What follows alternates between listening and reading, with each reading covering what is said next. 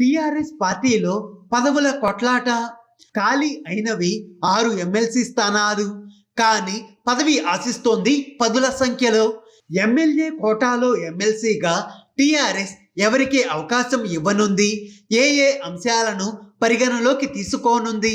తెలంగాణ శాసన మండలిలో ఎమ్మెల్యే కోటాలో ఖాళీ అయినవి 6 ఎమ్మెల్సీ స్థానాలకు నోటిఫికేషన్ విడుదలయ్యింది. అసెంబ్లీలో స్పష్టమైన మెజారిటీ ఉండడంతో 6 ఎమ్మెల్సీ స్థానాలు అధికార టిఆర్ఎస్ పార్టీకే దక్కుతాయి.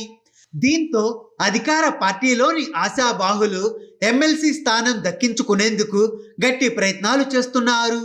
ఇప్పటికే తమకు తెలిసిన నేతలు, మంత్రులు, ఎంపీలు, ఎమ్మెల్యేల సాయం తీసుకొని పార్టీ పెద్దలను కలిసే పనిలో ఉన్నారు.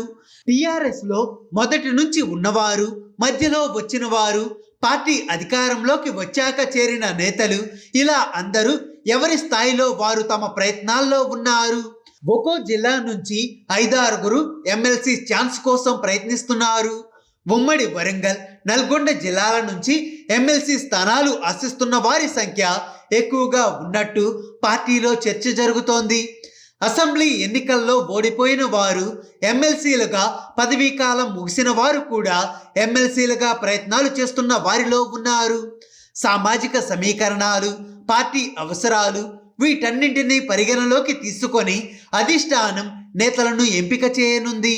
టిఆర్ఎస్ పార్టీలో జరుగుతున్న ప్రచారం ప్రకారం ఈ నెల 15వ తేదీన అధికారికంగా ఎమ్మెల్సీ అభ్యర్థులను ప్రకటించే అవకాశం ఉంది.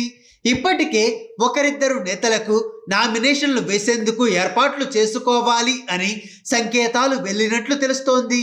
హాయ్ ఫ్రెండ్స్, మా టుడే టుమారో యూట్యూబ్ ఛానల్ చూస్తున్నందుకు చాలా థ్యాంక్స్. మరిన్ని లేటెస్ట్ వీడియోస్ కోసం వెంటనే సబ్స్క్రైబ్ చేయండి. అలాగే ఈ బెల్ ని కూడా రింగ్ చేసేయండి. మా నోటిఫికేషన్స్ అన్ని మీ మొబైల్లో వస్తాయి.